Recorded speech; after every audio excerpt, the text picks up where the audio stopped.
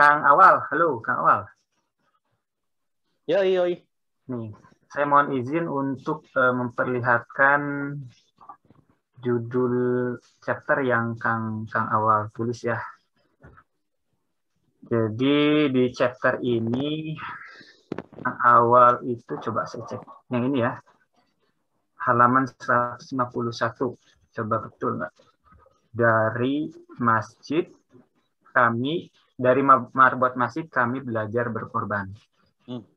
Boleh dong cerita sama kita secuplik, dua cuplik tentang tulisan Kang Awal yang berjudul dari marbot masjid kami rela berkorban. Iya. Jadi begini Kang, terkait dengan kan orang mengira bahwasanya aktivitas marbot itu kan aktivitas yang cuma bersihin ya, zan ya, atau masjid, halaman masjid segala macam. Tapi dari situ kita belajar tentang pengorbanan. Karena enggak mengurus masjid itu ternyata bukan sesuatu yang mudah gitu ya. Mengurus masjid dalam arti kata kontrol masjid 24 jam itu bukan sesuatu yang mudah. Bahkan di antara kita itu, bahkan saya 2 tahun itu di Lebaran, di waktu momentum Lebaran itu nggak pulang kampung gitu. Di saat teman-teman yang lain pulang kampung. Jadi saya merasakan betul bagaimana nyari makan itu susah. Ya. Nyari makan aja susah ya. Untuk menjaga, karena yang namanya masjid kampus, meskipun libur Ramadan ya dan hari raya, itu tetap harus ada sholat Jumatnya, gitu. Ya, harus ada sholat Jumatnya, harus ada sholat fardunya, karena itu terkait dengan hukum-hukum keberadaan masjid. Ya, kalau salah satu aktivitasnya, ya aktivitasnya, dan kita berkorban dengan banyak hal gitu, bahkan. Tapi dari sisi pengorbanan itulah kita akan belajar bahwasanya ternyata ketika kita berhadapan dengan dunia gitu, itu nilainya nggak seberapa nikmat ketika kita menjadi pengurus masjid gitu. Apa? Ketika dalam pengurus masjid itu, bayangkan ya, kita pernah ditelepon oleh mahasiswi yang waktu itu ngangkat Kang Edwin ya. Kang Edwin itu pertanian 2004 ya. Ada mahasiswi yang gara-gara perkara masturbasi dia nelpon ya ke nomor hotline telepon kita gitu untuk cari solusi, karena dia merasa bersalah dengan aktivitasnya itu. Ya kita bingung juga karena ini terkait dengan medis gitu. Nelpon Kang Edwin nanya ke saya. Di satu sisi juga beberapa kali ya kita mengusir orang yang pacaran ya, jaga kondisi kampus waktu itu, masjid kampus itu kalau malam itu kondisinya enak untuk berpacaran tuh. Maka kita ronda malam gitu, ronda keliling. Bahkan biasanya kalau kita ngobrol jam 12 malam tuh baru tidur ya. Jam 12, jam 1 malam tuh baru tidur dengan berbagai pembicaraan yang harus kita lakukan terkait dengan strategi kampus ya, aktivitas di kampus, dakwah, termasuk perpolitikan secara nasional dan internasional. Dan dari situlah akhirnya saya belajar betul bahwasanya kenapa Nabi SAW itu meletakkan masjid itu sebagai pusat peradaban. Karena dari situlah ya kalau kita perhatikan kan, kalau di daerah Jawa atau daerah Indonesia pada umumnya, daerah alun-alun lapangan itu pasti berdekatan dengan masjid. Ya.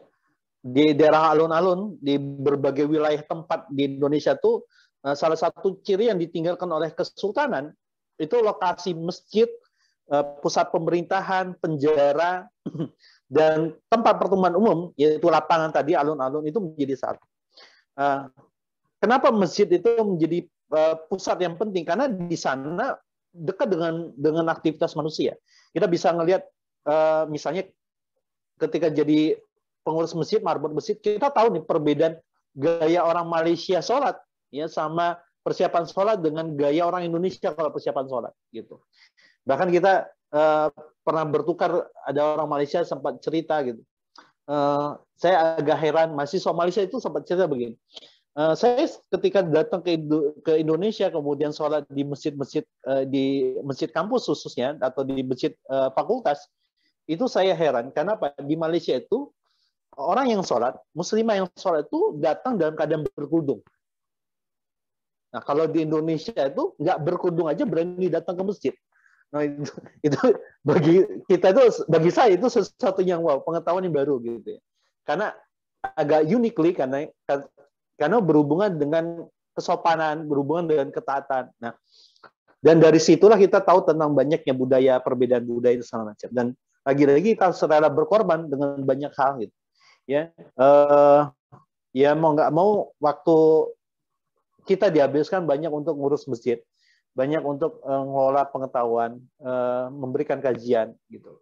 Saya itu pernah saya hitung dalam satu pekan itu jam ngisi kajian saya di masjid kampus itu lebih banyak daripada jam SKS. Saya pernah ngisi sampai 13 kelompok kajian. Ya, ini kan 13 kali 2 berarti 26 jam ya. 26 jam, bayangin 26 jam. Kalau kuliah itu kan kadang seminggu sehari cuma 3 kali atau 2 kali pertemuan. Nah, saya bisa jadi 3 sampai 4 kali pertemuan untuk ngisi kajian gitu. Nah, itu sesuatu yang wow. Itu belum lagi jadi lelaki panggilan di akhir pekan gitu. Aduh, kok lelaki panggilan ini? Lelaki panggilan kan gitu. Ustadz panggilan. Ustadz panggilan.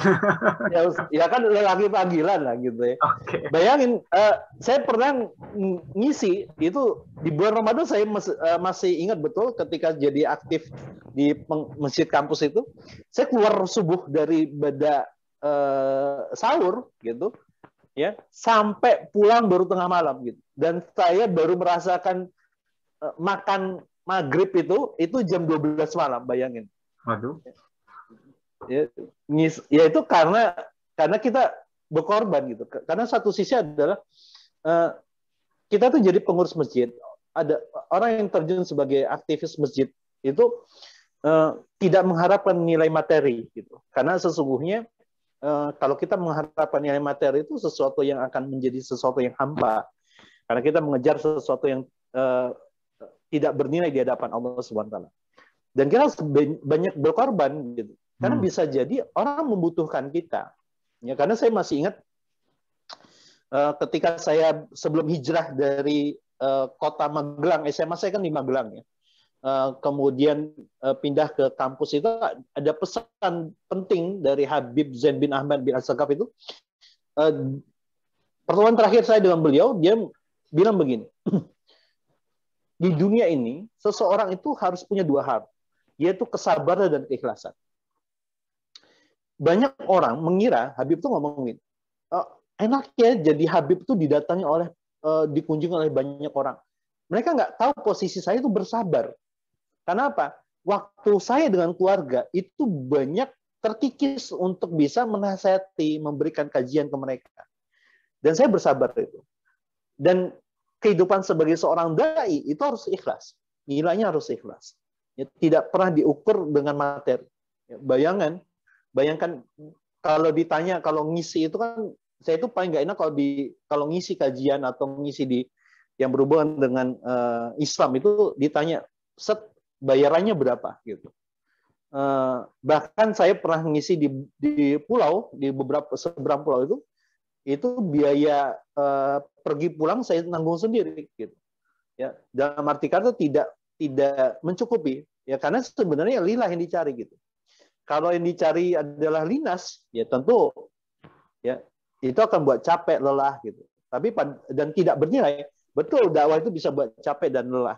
Tapi dia akan bernilai di hadapan Allah Subhanahu wa taala. Karena saya itu punya harapan adalah apapun itu, ketika jadi marbot sekalipun, kita harus serius untuk bisa mengurusi masjid. Karena itu bagian penting dari perubahan dan menjadi bagian penting dari peradaban di dunia. Oke. Jadi kata kuncinya ke awal ya, berkorban itu harus dilatih ya.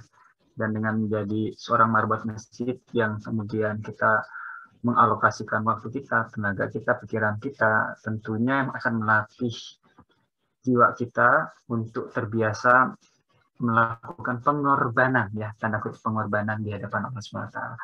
Oke, menarik sekali.